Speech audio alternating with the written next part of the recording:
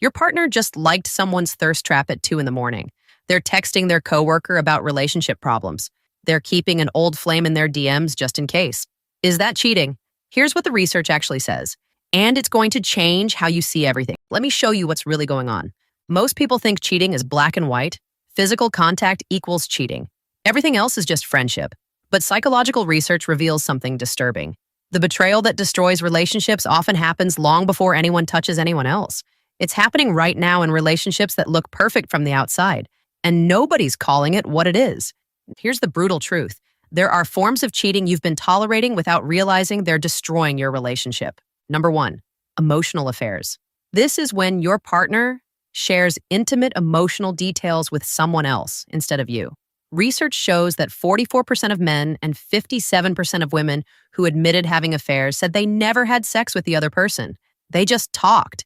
But here's what makes it cheating. They're giving someone else the emotional intimacy that belongs in your relationship.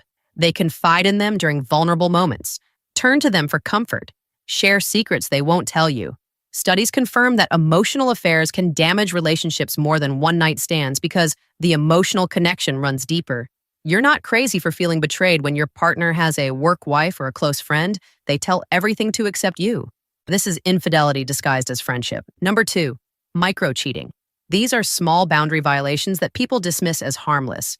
Keeping dating apps on their phone just to browse, DMing exes, flirting online, lying about who they're with. Research defines micro-cheating as actions that lead you to question their emotional or physical commitment. Here's why it matters. These behaviors erode trust slowly over time. Each small lie builds on the last. Each secret conversation creates distance.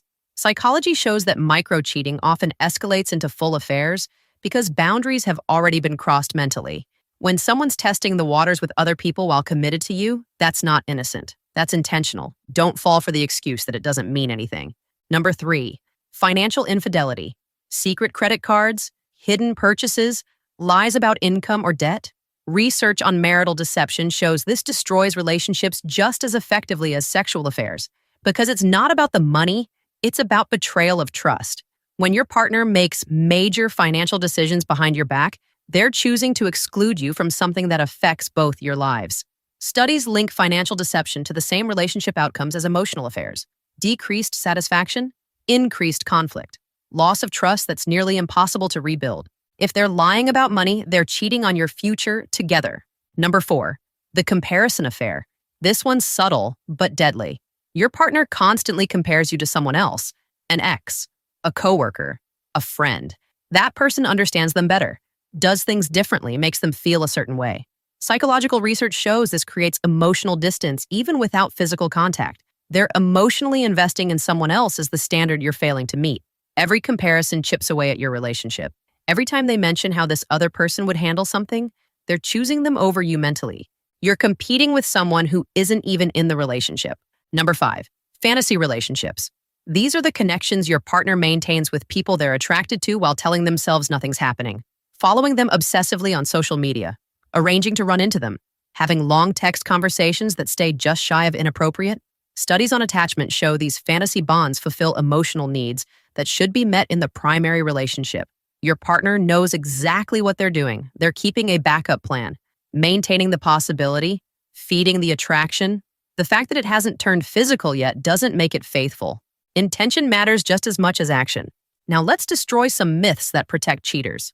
Myth number 1, once a cheater, always a cheater isn't actually true. Wrong. Research tracking people across multiple relationships found those who cheated before were 3 times more likely to cheat again. The study followed nearly 500 people and the pattern was undeniable. Someone who violated trust once has already crossed that mental barrier. They know the alternative exists. They've rationalized it before. Studies show they develop more permissive attitudes about infidelity after doing it once. Sure, people can change, but the statistics say most don't. Someone who cheated on their ex needs to have done serious work on themselves. Not just promised to be different, actually addressed why they did it and rebuilt their character. Past behavior is the strongest predictor of future behavior. Myth number 2, men cheat more than women. Not anymore. Historical data showed men admitted to more affairs, but recent research reveals the gap has closed dramatically. Among people under 30 who've been married, 11% of women report infidelity compared to 10% of men. For unmarried couples, the rates are essentially equal. Women are just as likely to step out as men are. This myth lets people drop their guard with female partners, thinking they're automatically more loyal. The research says otherwise. Betrayal isn't gendered, it's human. Myth number 3. Happy couples don't cheat. Completely false. Studies found that 27% of people who reported being happy in their marriage still had affairs. Satisfaction protects against cheating, but doesn't prevent it. Research shows people cheat for reasons that have nothing to do with relationship quality: boredom, opportunity, validation, revenge, impulse, low self-control. Some people cheat precisely because they're comfortable and want excitement elsewhere. Psychology reveals that personality traits matter more than happiness. People low in conscientiousness, high in narcissism. Those with attachment issues. They cheat regardless of how good their relationship is. Your love isn't a shield against their character flaws. Myth number 4. It just happened. Nothing just happens. Research into infidelity shows it's almost always a series of deliberate choices. Putting yourself in situations with the person, continuing conversations that cross boundaries, lying to create opportunities. Studies confirm that affairs require planning and deception. Even supposedly spontaneous encounters involve conscious decisions to be alone with someone, to drink too much, to not leave when you should. The just happened narrative is how cheaters avoid accountability. Psychology shows they knew what they were doing at multiple decision points before anything physical occurred. Every affair is a choice repeated over and over. Myth number 5. Affairs mean the relationship is over. Not necessarily. While infidelity causes divorce in many cases, research shows some couples rebuild. But here's the catch. Recovery requires the cheater to take full responsibility. No blame shifting, no minimizing, complete transparency, willingness to do therapy. Studies on affair recovery show it takes years, not months. The betrayed partner experiences symptoms similar to PTSD. Trust rebuilds slowly, if at all. Most relationships don't survive because cheaters won't do the work. They want forgiveness without accountability. They want to move on without addressing what made them capable of betrayal. Healing is possible, but only if the cheater becomes a completely different person. Here's what actually predicts who will cheat. Research has identified specific markers: low conscientiousness, high extroversion, narcissistic traits, avoidant attachment style, history of parental infidelity, previous cheating in past relationships, permissive attitudes about monogamy, high sensation-seeking behavior. Studies also show contextual factors matter: opportunity, alcohol, relationship dissatisfaction, presence of attractive alternatives. But the strongest predictor is always personal character. Someone with integrity doesn't cheat even when unhappy, even when tempted, even when they could get away with it. Character is what you do when nobody's watching. So what counts as cheating? Anything your partner does that they hide from you because they know you'd be hurt. Anything that prioritizes someone else's emotional or physical needs over yours. Anything that violates the boundaries you've both agreed to. Research shows couples define infidelity differently. For some, watching porn is cheating. For others, only physical contact counts. The key is explicit communication. You cannot assume you're on the same page. Studies reveal that most couples never clearly define their boundaries until after someone crosses them.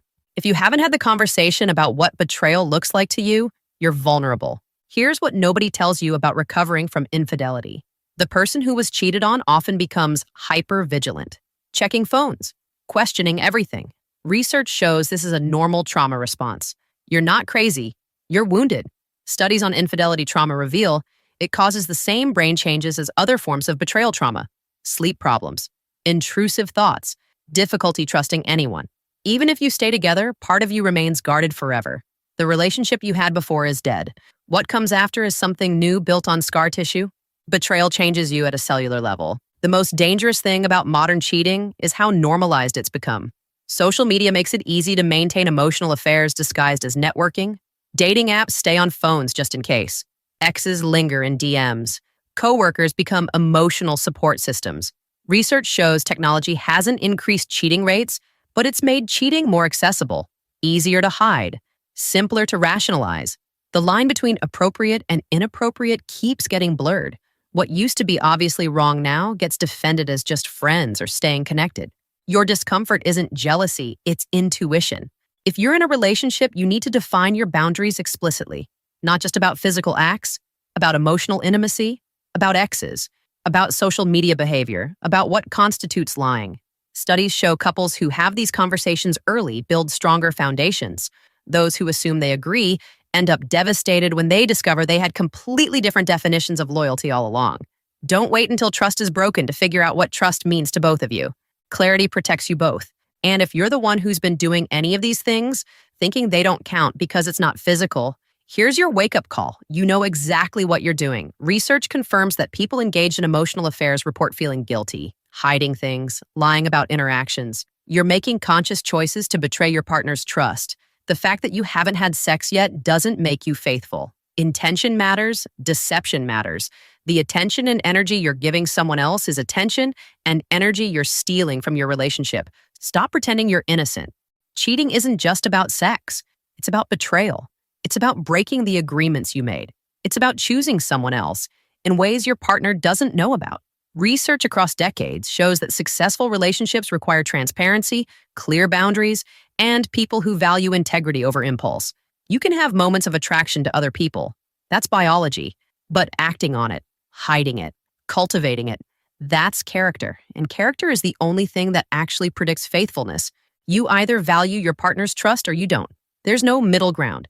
If this opened your eyes, drop a comment about which type of cheating you didn't realize was cheating. And hit subscribe because we're going deeper into relationship psychology that actually protects you. You deserve a partner who chooses you every single day, not just physically, emotionally, mentally, completely. Don't settle for someone who thinks loyalty is negotiable. Remember this: trust is earned in drops and lost in buckets. Guard yours carefully, and if someone shows you they're willing to betray it, believe them the first time.